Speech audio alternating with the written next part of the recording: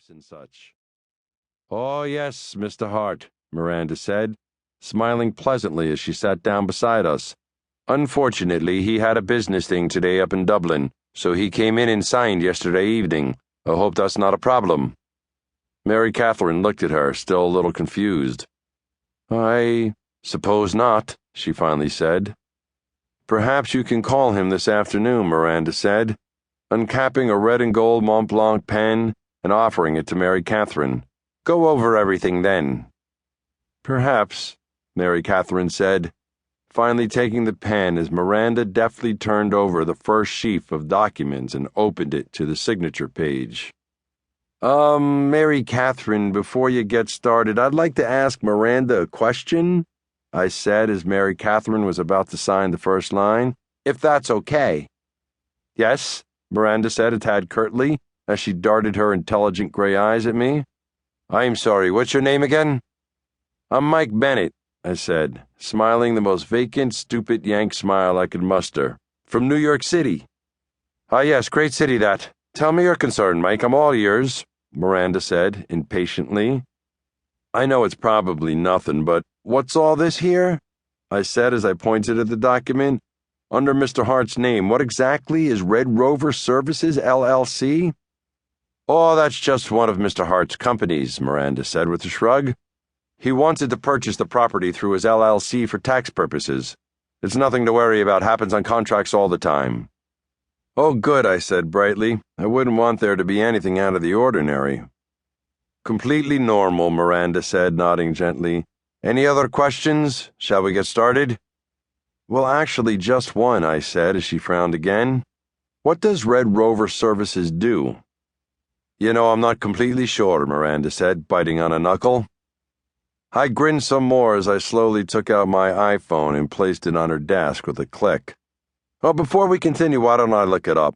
These smartphones are just incredible, aren't they?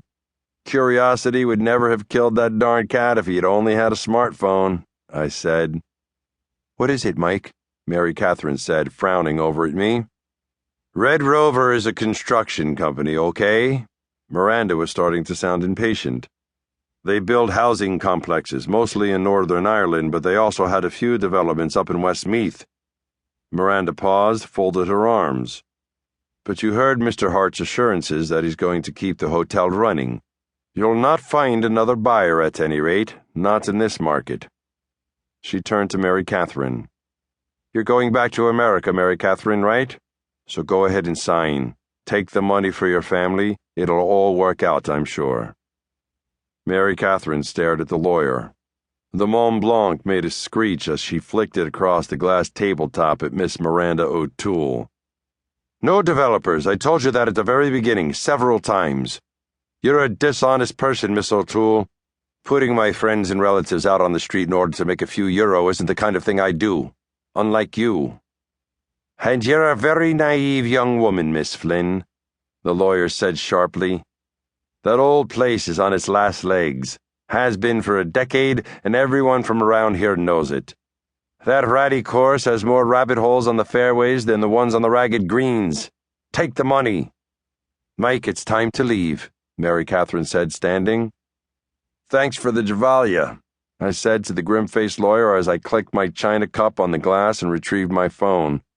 "It was really awesome, just like the good old USA, and smartphones. Bye-bye now." 3. "Why don't we just bring the kids here?" I said for the 100th time, as Mary Catherine and I lay on the guest room bed staring up at the ceiling. Instead of answering me, Mary Catherine's warm hand found mine. She lifted my hand to her lips soft and warm on my palm, her soft cheek on my shoulder, warm and wet with silent tears. I listened to the low murmur of rain against the roof. I knew what Mary Catherine wasn't saying.